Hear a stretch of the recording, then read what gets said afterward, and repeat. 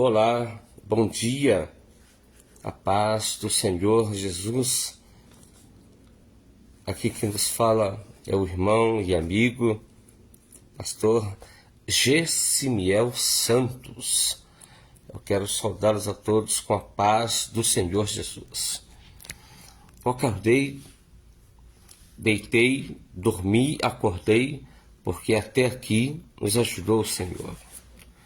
E eu quero compartilhar uma mensagem a todos que estão me ouvindo. Em primeiro lugar, um bom dia para você, meu irmão, minha irmã, que está já acordado. E com certeza, quando você tiver um tempinho, você vai assistir essa transmissão ao vivo pelo Facebook, porque fica mais fácil do que eu fazer a transmissão pelo Instagram, porque o Instagram dá 15 minutos só. E às vezes a mensagem é um pouco extensa, né? E eu quero então compartilhar com vocês uma mensagem que se encontra no livro de Ageu, profeta Ageu, no capítulo 1 e o versículo de número 10, que está escrito assim: Por isso os céus sobre vós retêm o seu orvalho, e a terra retém os seus frutos. Passagem muito conhecida, passagem muito conhecida, muito lida, mas às vezes mal entendida por vários intérpretes, porque existem várias interpretações, mas a palavra é uma só. Reter significa o seguinte: segurar com muita força. E mesmo você brigando, mesmo você tentando fazer com que alguém libere aquilo que pertence a você, ou que te tomaram, próprio Deus vai e retém. Deixa eu ver se você consegue entender. Quando é o diabo que retém, por exemplo, lá em Daniel capítulo 10, versículo 12 e 13, o Satanás estava retendo informações importantíssimas que deveriam vir a Daniel quando ele estava orando por 21 dias e jejuando por 21 dias. Houve uma batalha no céu, que os anjos vieram trazer uma mensagem importantíssima a Daniel. E Satanás estava retendo, impedindo desses demônios descerem até Daniel para entregar essa mensagem. Deus teve que enviar Miguel, o arcanjo, para destruir, para afastar esses demônios. E o próprio arcanjo, aleluia, disse para Daniel: eu vim para te trazer uma notícia, mas houve uma batalha entre os anjos e Satanás, mas eu os impedi, eu lutei contra eles e estou aqui para te dizer algo. Então, são bênçãos que estão retidas pelo próprio diabo. Como vencê-las? Como superá-las? Você não é anjo, eu também não sou anjo. E aí? O que nós fazemos? Primeira coisa, Tiago 4 diz assim: sujeitai-vos a Deus, resisti ao diabo e ele fugirá de vós. Outra passagem, Jesus disse: essa casta de demônios só sai com jejum e oração. Amém? Então, se você se sujeitar-vos a Deus, jejuar e orar, o diabo não terá legalidade sobre você. É uma maneira de você fazer com que ele libere as bênçãos que estão retidas, porque ele acaba retendo essas bênçãos. Por negligência nossa, por conta dos nossos pecados, por conta de nossas murmurações, por falta de nós termos fé. A Bíblia diz que tudo é possível ao que crer. Jesus disse para Jairo: crê tão somente, porque tudo é possível ao que crer. Por pouca fé, por negligência, por não acreditarmos, por não tomarmos atitude, os nossos pecados, nossas fraquezas, nossas murmurações, às vezes damos legalidades a Satanás e ele acaba retendo, segurando bênçãos maravilhosíssimas que estão para vir sobre nós e nós a perdemos, porque o próprio diabo acaba retendo essas bênçãos. Se você ler também a inveja do homem, segundo Samuel, capítulo 9, verso 1, 16 ao 3. Se você prestar bem atenção, você vai ver que a inveja, por exemplo, o rei Saul tinha uma inveja terrível de Davi, porque as mulheres, Davi havia matado o gigante Golias, que era um dos filhos dos gigantes.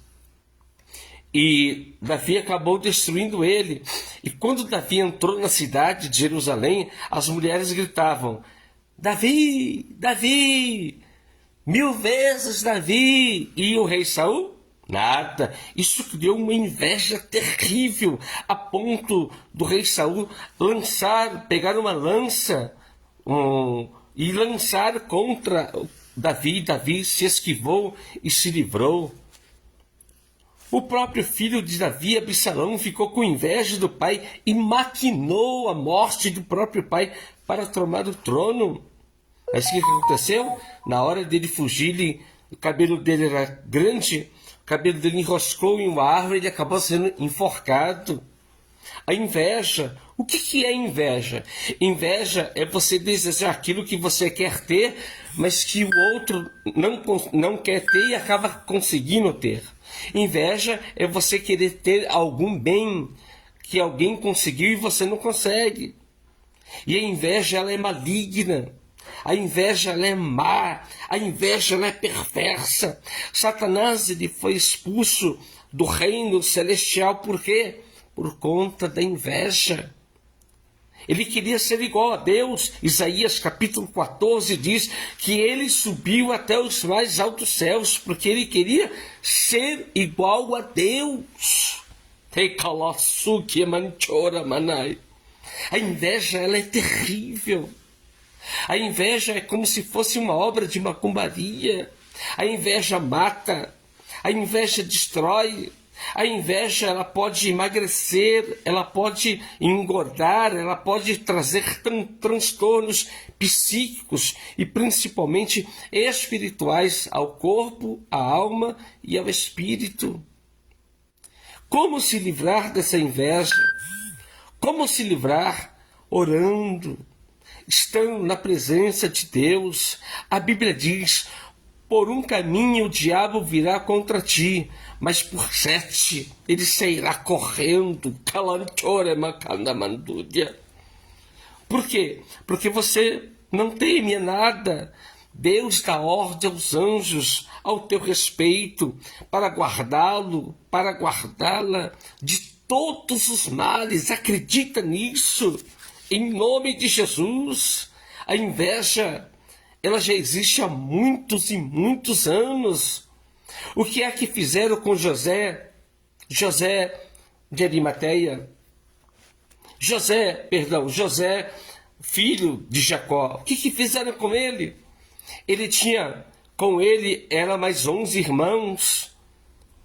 E a Bíblia diz que ele teve sonhos. Ele sonhou com 11 estrelas. E as estrelas curvavam-se a ele. Ele sonhou, teve vários sonhos. Ele sonhou que a própria lua e o sol curvavam-se perante ele. E ele vai e conta esses sonhos para os irmãos dele. Ele contou para os pais. Jacó entendeu. A esposa de Jacó, Raquel, entendeu. Mas Jacó disse: não conte isso para os seus irmãos. Mas José, ele entrou um pouco na carne, ele se exaltou e vai e contou para os irmãos. Aí os irmãos dele entenderam a interpretação do sonho e disse: quer dizer que nós vamos se encurvar perante você? Quer dizer que nós vamos se encurvar, porque as estrelas representavam os irmãos, o sol e a lua representavam Jacó e Raquel. Você está dizendo isso? O que aconteceu? Vocês conhecem a história. Venderam-no, bateram nele, tiraram a roupa de José, jogaram-no dentro de um poço, de uma cisterna. E quando os amalequitas estavam passando, eles venderam José, e os amalequitas estavam indo para o Egito para comercializar. E eles venderam José por 100 pratas, por 20 pratas. Jesus foi traído por 30 pratas. Era como se fosse uma representação simbólica de Jesus. Amém? E José, vocês sabem muito bem da história, ele sofreu, ficou quase que 30 anos na prisão ou mais. Ele ficou muito tempo na prisão, melhor, ele tinha 17 anos quando foi preso e saiu com 31, então ele ficou 14, 15, 16 anos preso, mas Deus o exaltou na cadeia. E aí Deus fez com que o Egito passasse fome, e Faraó teve sonho com 7 espigas magras que comia 7 espigas gordas, 7 vacas magras que comiam 7 vacas gordas. E não havia ninguém com sabedoria para interpretar os sonhos de Faraó. E a Bíblia diz que alguém chegou e disse: olha, existe um moço chamado José, filho de Jacó, de Israel, que ele tem dons. O padeiro está junto com ele, o padeiro falou para mim, e o copeiro falou para mim que ele tem dons, e que as pessoas o respeitam muito por ele interpretar sonhos. Rapidamente Faraó mandou chamá-lo, e o copeiro não conseguiu resolver nada, e olha que copeiro era pessoa de confiança. O copeiro, ele foi morto, o padeiro foi morto, mas para a glória de Jesus, Deus deu a sabedoria para José. Primeira coisa que José fez: isso não vem de mim, mas vem do Senhor que criou os céus e a terra. José, ele não se exaltou, ele não se vangloriou, ele não quis se enaltecer, mas ele glorificou e enalteceu o nome do Senhor Jesus. Você quer vencer a inveja? Você quer vencer o diabo? Seja simples como a pomba e prudente como a serpente. Isso é bíblico. Amém? As atitudes do homem, as atitudes das pessoas, por exemplo, em Jó, nós vamos ver que as bênçãos são retidas em nossas vidas por conta, além da inveja, mas pelas atitudes das pessoas. Por exemplo, alguém sabe que você vai casar com uma mulher, ou você, homem, vai casar com uma mulher, você, mulher, Deus vai preparar um homem rico para você, você que ainda não é casada, você que ainda não é casado. Aí Deus usa alguém para falar: eis que vou preparar alguém para fazer você feliz e que vai tirar você dessa miséria. Aí sabe o que faz? Alguém escuta e já fica com inveja. Aí já chega nessa pessoa: olha, não casa com ela não, não casa com ele não, porque olha, ele só vai tomar o seu dinheiro, ela só vai tomar o seu dinheiro. Ou seja, as atitudes das pessoas. Jó, por exemplo, ele perdeu quase que tudo. Ele perdeu filhos, perdeu ovelhas, perdeu fazenda e também perdeu a mulher, porque a mulher disse: amaldiçoa esse teu Deus e morra. Mas ele disse: nu saí do ventre da minha mãe, e se for possível, para lá nu eu voltarei, mas bendito seja o nome do Senhor. Depois em Jó 14 ele diz, Jó 14, 27, ainda há esperança para a árvore que for cortada e arrancada a sua raiz com o tronco e lançada aos cheiros suaves das águas, mas ela voltará a brotar e brotará muitos frutos, aleluia, isso é fé. Isso é determinação, isso é atitude para vencer as palavras, as atitudes dos homens. Por incrível que pareça, eu me lembro uma vez, não vou citar o nome, mas faz muitos anos, eu também era neófito na fé. Neófito significa novo na fé. Eu estava começando a pregar, eu não tinha muito entendimento, ainda não tenho o entendimento que talvez você tenha, mas eu estava ministrando em igreja, se eu não me engano, acho que era a segunda vez, e eu preguei a palavra, mas foi uma benção, foi uma maravilha, mas teve um teólogo, mas muito conhecido, eu não vou citar o nome, mas ele chegou em mim e falou: olha, quantos anos você tem?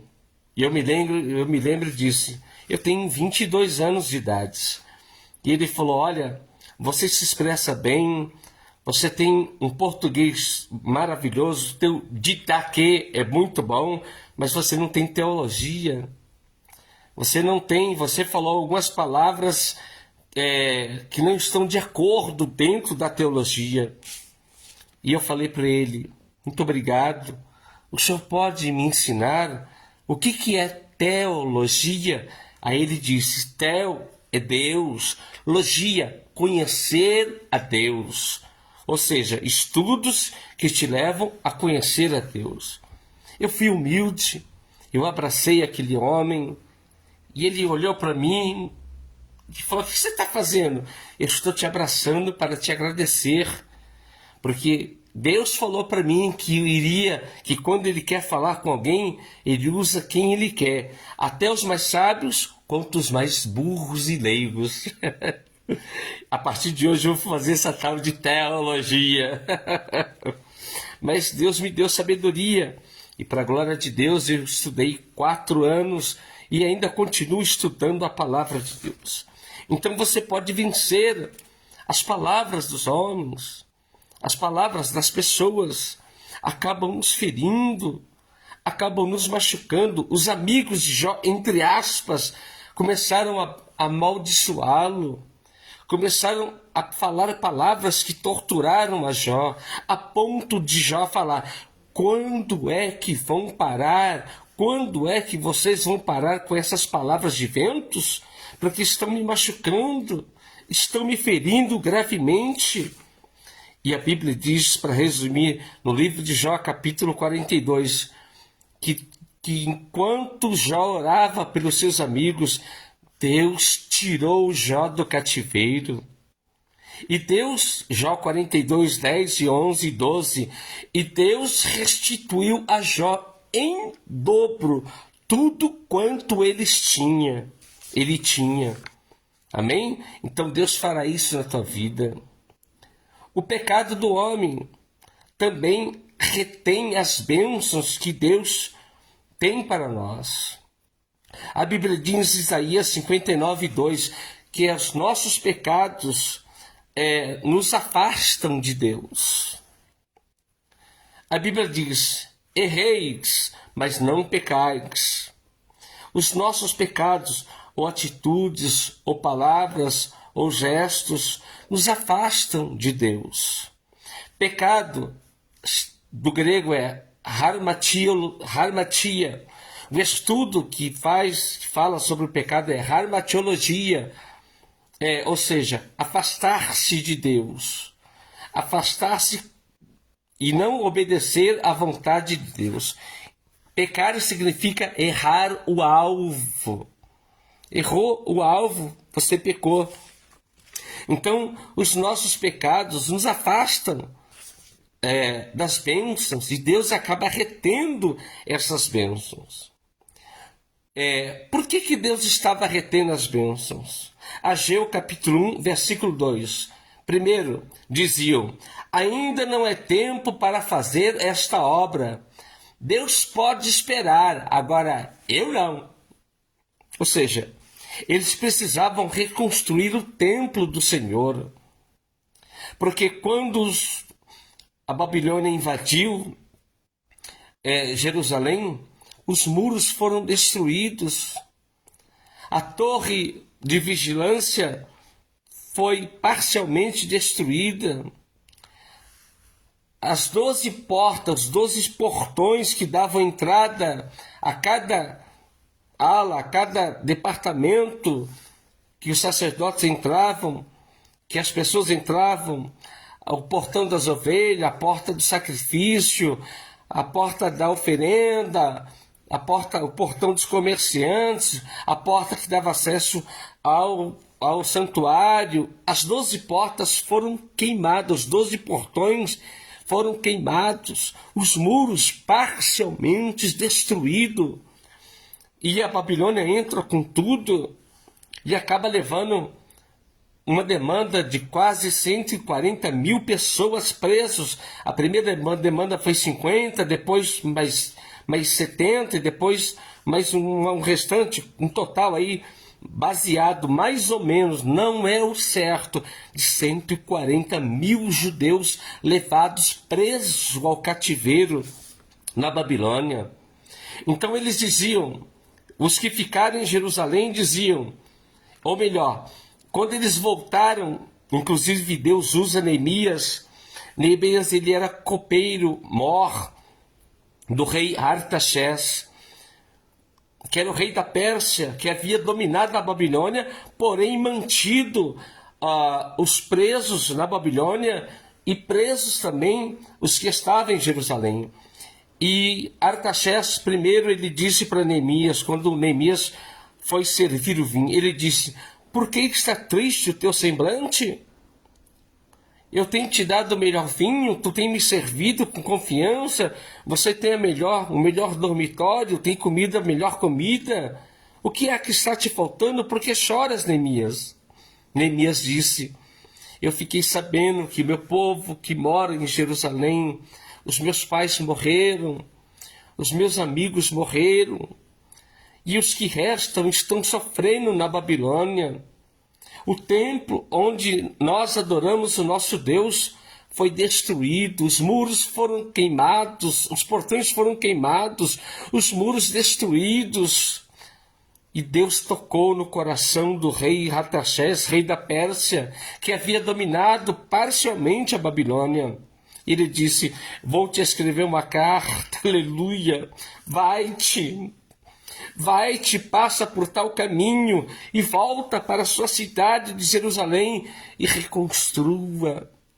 Vá fazer a vontade do teu Deus. Olha como Deus, quando Deus quer operar, Ele usa até o ímpio. Quando Deus quer abençoar, Ele usa até o ímpio.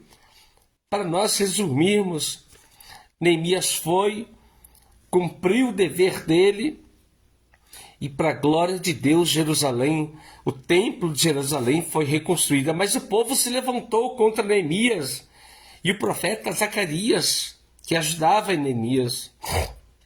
E eles diziam, agora é o nosso tempo, a nossa hora, a nossa casa. Primeiro nós vamos colocar estuques em nossas casas, reparar as cortinas, depois nós cuidamos da obra de Deus. Jesus disse, buscai em primeiro lugar o quê? O que, igreja? O reino de Deus. O demais das coisas eu farei, eu darei a vocês. Primeiro é as coisas do reino de Deus. Se você quer receber bênçãos retidas, que estão retidas por Satanás, ou pelo homem, ou por suas atitudes, comece a se preocupar com as coisas do reino de Deus. Abençoe a igreja, ajude a pintar, a reconstruir, a reformar, a comprar um terreno próprio para a igreja sair do salão. Abençoe o sacerdote, que é o pastor. Abençoe o pregador que vai lá na igreja. Abençoe o intercessor. Isso é buscar o reino de Deus. Ore, jejue, faça em primeiro lugar, coloque como primícia as coisas que concernem ao reino de Deus. Ageu capítulo 1, versículo 5. Por que Deus retinha as bênçãos? Porque eles eram negligentes, desleixados, descuidados. Eles querem ver acontecer, porém não faziam nada para acontecer. Eles queriam ver o milagre, mas eles não faziam por onde merecer esse milagre. Dá para você entender? Eles não faziam nada para Deus, eles faziam para si próprio. Então Deus retia as bênçãos. Ageu capítulo do 1, 9 e Esther 4, 24. Eu não vou ler porque senão acaba ficando extensa a mensagem. Quando faziam, eles faziam a obra, mas faziam sem amor, sem vontade. O que adianta você trabalhar na casa de Deus, mas você fazer por obrigação e não por amor? Isso retém bênçãos que poderiam vir sobre a tua vida. Amém? Quando você for fazer algo na casa do Senhor, faça com amor, sem negligência. Diga: eis-me aqui, Senhor. Eis-me aqui, Senhor. Faça de mim segundo a tua vontade. Eu estou aqui para te servir. Quando você faz as coisas sem amor, você faz por fazer, o que acontece? Deus, ele retém bênçãos. Ele segura as bênçãos. Por isso que às vezes você ora, jejua e não recebe. Alguma coisa está de errado. Alguma coisa você está fazendo de errado contra a vontade de Deus, que está chateando a Deus. Vocês precisam fazer, em primeiro lugar, as coisas da casa de Deus. Eles deixaram de reparar o templo do Senhor, que era a primícia. Primeiro se repara o templo. O que é templo? A casa de Deus. O que você é? Templo do Espírito Santo, casa do Espírito Santo. Enquanto você não reparar o teu templo, da Kalamassuri Kandalabai, nunca as bênçãos virão sobre ti. Enquanto você não consertar o teu templo, o teu coração, confessar os teus pecados ao Senhor, jamais o Espírito Santo agirá na tua vida. É claro que ele vai interceder por você com gemidos inexprimíveis, mas as bênçãos que você precisa ficarão retidas enquanto você não se abrir para Jesus, contar os seus problemas para Jesus. Olhem só, observem só as consequências que vieram por eles não cumprirem a vontade de Deus. Ageu capítulo 1, versículo 6. Semeavam muito e recolhiam pouco. Ageu 1,6. Comiam, mas não ficavam satisfeitos, sustentados. João capítulo 8, 51, verso 58 diz a mesma coisa. Eles bebiam, mas não saciavam. Ver João capítulo 4, versículo 10. Ageu 1,6. Vestiam-se, mas passavam frio. Ninguém e nada aquecia-os. Mateus 28, 32. Ageu 1,6. O que recebia o salário, perdia tudo. Recebia em um saco furado. Olha só, Ageu capítulo 1, versículo 11. Houve seca na terra, e em tudo quanto havia na terra. Ageu 2,17. Houve pragas, destruição em massa. Deus mandou os gafanhotos. Houve seca, não chovia. Os gafanhotos vieram, o gafanhoto migrador, o gafanhoto cortador, o gafanhoto devorador e o pior de tudo, o destruidor, que destruiu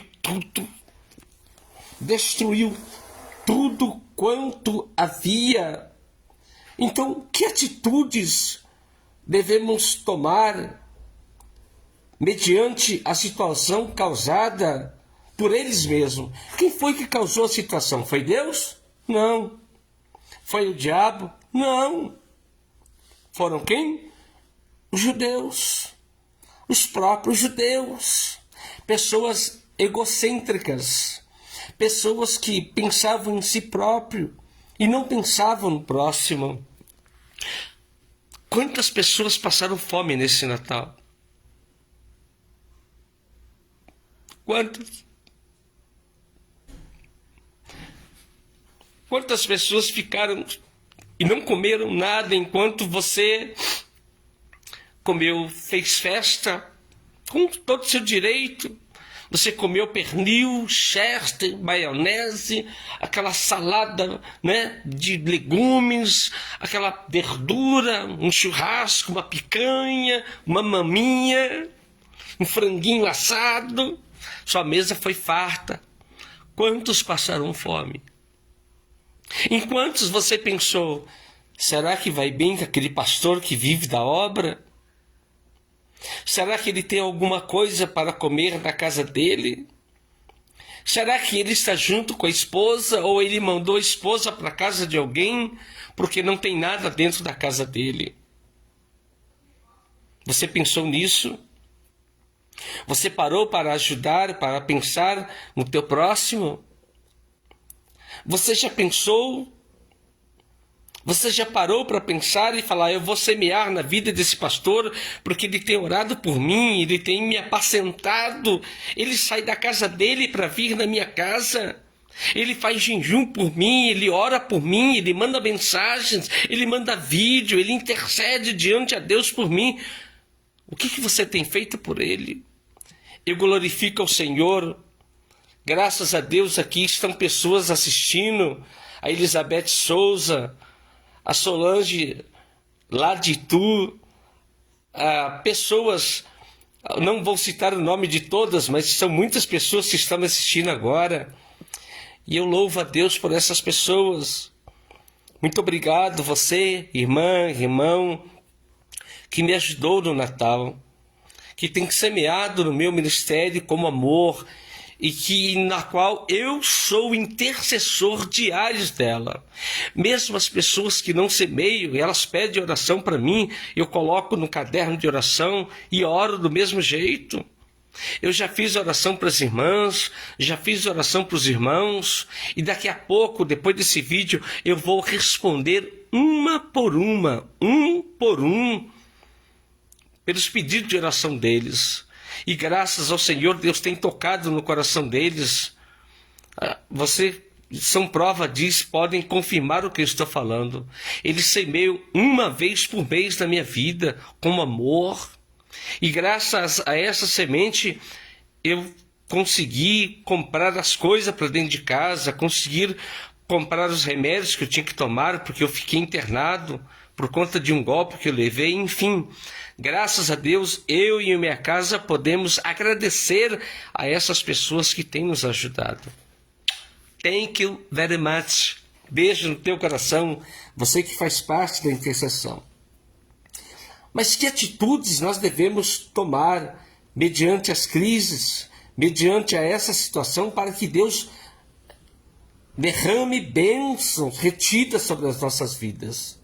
Ageu capítulo 1, versículo 12. Comece a dar ouvidos à voz de Deus e anuncie esta palavra a toda a igreja. Primeiro você tem que ouvir para depois você falar. Vamos arrumar a casa de Deus. Vamos obedecer a Neemias. Vamos ouvir o profeta Zacarias. Vamos ouvir a esses homens e vamos reformar a casa, o templo de Deus. Vamos ajudar o pastor. Olha, vamos fazer aí um mutirão e vamos pintar a igreja, vamos arrumar, rebocar, enfim, vamos ajuntar, vamos fazer uma vaquinha, um mutirão para comprar o terreno próprio da igreja. Eu não vou citar o nome, mas tem um pastor amigo meu, de Mauá, mas não vou citar o nome dele nem o ministério, que ele está passando por isso. Ele deseja sair do aluguel, comprou o terreno. Olha só que situação. Ele não está levando pregadores de fora, porque ele sempre convidava. E por quê? Porque para poder comprar, para poder ajuntar, pegar o dízimo, pegar os votos dos irmãos e comprar o terreno próprio e construir a obra. construir a igreja para sair do aluguel. E tem irmãos que não entendem. Por exemplo, ele falou para mim: pastor Gessimiel, eu sei que você vive da obra, eu queria muito trazê-lo aqui, porque eu sei que você mora longe, você depende da obra, vive da obra, você precisa de gasolina, pagar o pedágio. Mas olha, deixa a gente construir, que eu chamo você. Eu entendi, falei: pastor, não se preocupe, porque Deus pode levantar as pessoas na qual eu intercedo para semear na minha vida e eu ir sem o Senhor ter gasto nenhum comigo. Quando você semeia na minha vida, não é para eu comer, não é para eu comer, se divertir, comprar carro novo, comprar roupas novas. Não. É para atender as igrejas que não podem me levar. É para fazer visita nos lares de pessoas que não podem bancar a minha ida até lá. Eu já fui para o Paraná. Eu não tinha R$1, mas as pessoas me levaram até lá. Bancaram a minha ida e a minha volta e ainda me abençoaram para a glória do Senhor Jesus. Paraná. Eu já fui para Minas Gerais. Fui para os Estados Unidos, vou de novo agora em janeiro, Deus permitindo. Por quê? Eu vou para abençoar. E o próprio Deus usa pessoas a qual eu intercedo para me ajudar. Então você precisa começar a dar ouvido o que concerne as obras de Deus, as coisas da igreja. Amém? Ageu 1:12. Ouça os profetas de Deus na igreja e creia. 2 Crônicas 20:20. Ouve os profetas de Deus, crede em Deus, ouve os profetas de Deus e prosperareis. Dê ouvido à voz de Deus, dê ouvido a esta pregação. Ageu 1:14. Se você da liderança não fizer, se o líder não fizer, faça você mesmo. Você não pode ficar esperando por pessoas fazer. Você não pode ficar esperando pelas outras pessoas fazerem. Faça você mesma. Faça você mesmo. Não espere o líder fazer. Tome uma iniciativa nessa manhã e comece a empreender na casa de Deus, na vida dos homens de Deus. Eu conheço irmãos que passam fome e vão pregar longe. E sabe o que o pastor faz? Dá um tapinha na costa do irmão. Fala: obrigado, irmão. Não dá uma cesta básica. O irmão humildemente fica quieto, não fala nada. Gasta dinheiro do bolso dele para colocar gasolina, para pagar o pedágio. E o dirigente, o líder da igreja não tem coragem de pedir para a igreja e falar assim: olha, o irmão não pediu nada para vir até aqui, mas vamos levantar uma oferta para abençoá-lo. Isso é reconhecer que o homem que veio de fora foi um homem escolhido por Deus, uma mulher escolhida por Deus para pregar o evangelho. Ide por todo mundo e pregai a toda criatura o reino de Deus. Amém? Ageu 2, 4, 5. Estimule os desestimuladores e anime os desanimados. Você precisa chacoalhar as pessoas às vezes e falar: vamos ajudar a igreja. Vamos. Você precisa estimular o amor, a paz, a comunhão. Você precisa animar, mesmo se você estiver desanimado, desanimada, você precisa animar as pessoas, dizer: vamos fazer a obra do Senhor? Vamos fazer as coisas do jeito do reino de Deus, para que as bênçãos que estão retidas sobrevenham sobre as nossas vidas? Com certeza isso vai acontecer. Você precisa também aprender a abrir as mãos. Provérbios 11, 21 ao 24. Você precisa abrir as mãos para abençoar a casa de Deus, para abençoar o teu intercessor, o teu pastor ou o teu intercessor. Você pode abençoar o teu pastor, que é a sua igreja, e ofertar na vida do teu intercessor. O que é intercessor para a gente finalizar? Intercessor é aquele que luta por você, que intercede diante de Deus a teu favor. É como se você estivesse em um ringue, lutando contra Satanás. E aí Satanás dá vários socos em você, vários socos em várias áreas da sua vida, e você acaba caindo na lona. Aí Deus envia o intercessor. O intercessor manda o juiz parar a luta por um certo momento, e o intercessor pega você, chama alguém e fala: olha, pega essa irmã ou este irmão, leve-o até o hospital. Trate dele, quando ele ficar bem e recuperado, leve-o para a casa dele. Compre, toma aqui o remédio, o dinheiro, e compre remédios para ele necessário. E aí o intercessor fala: e você? Eu falei: eu sou intercessor dele, eu vou comprar a briga dele. Mas cuida dela, cuida dele para mim. Esse cuidador representa o Espírito Santo de Deus. E eu, como intercessor, represento aquele irmão que ama a pessoa a qual está intercedendo e luta por ela e compra a briga dela. Eu simplesmente entro no ringue e falo: Satanás, agora você vai ter que lutar contra mim. Aí Satanás e a plateia ri, porque esse magrelo, simples, morador de Itaquaquecetuba vai falar: você, surdo, você vai lutar contra mim? Cadê a sua luva? Cadê a sua armadura? Aí eu falo: eu já estou revestido com as armaduras do céu.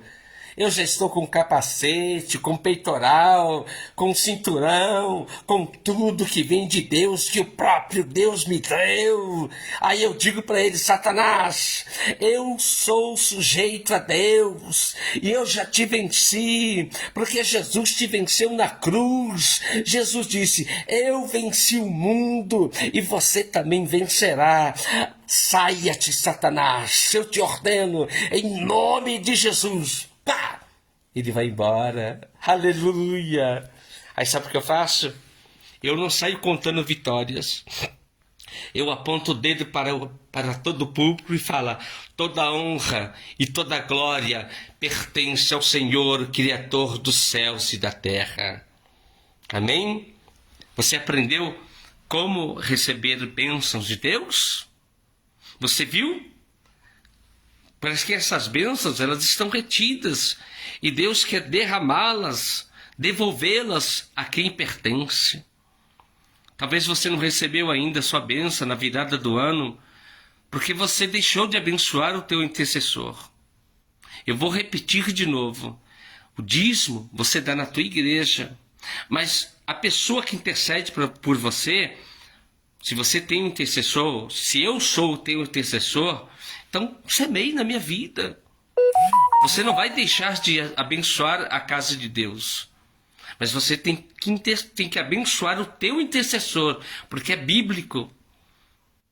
Por exemplo, a maioria das curas que Jesus realizou, ele dizia: vai-te, apresenta-te, vai-te, passa na tua casa, pega uma oferta e leve ao sacerdote. Porque Jesus, ele não é o nosso intercessor, ele é o Filho de Deus. Quem intercede por nós hoje? O Espírito Santo de Deus. Mas quem intercedia antes da descida do Espírito Santo? O sacerdote ou os profetas. Amém? Com certeza você vai ser abençoado e vai ser muito abençoada pela glória de Jesus. Eu sou o pastor Gessimiel Santos. Meu telefone para contato DDD é 11 99191 0841. Se você ainda não tem intercessor, eis-me aqui. Me chame no WhatsApp e com certeza será um prazer atendê-lo e atendê-la. Amém? Que Deus abençoe. Agora eu vou responder às pessoas na qual eu sou intercessor. Vou orar pelos pedidos de oração delas, vou mandar um áudio, vou transmitir esse vídeo para eles. E se precisar, vou na casa deles a hora que eles quiserem. Inclusive, domingo, eu estarei em Santa Isabel, dia 29, na casa de uma irmã, na qual eu sou intercessor dela. Amém? Dia 5 de janeiro, vou pregar na Igreja Brasil para Cristo, aí na Rua Leopoldo, Pastor Davi Lucena, em Santa Isabel. Dia 23 de janeiro eu já vou pregar na Igreja do Apóstolo Bel, meu amigo Apóstolo Bel, lá em São Bernardo do Campo. E fora as visitas que tem já para janeiro nos lares que eu vou. E com certeza Deus nos abençoará. Um beijo em vossos corações. Que Deus vos abençoe e vos dê um final de ano de bênçãos, de vitórias. E que essas bênçãos que estão retidas, elas venham sobre a tua vida. Mas depende da tua atitude. Depende de você semear para colher. Só colhe quem semeia. Amém? Um grande abraço.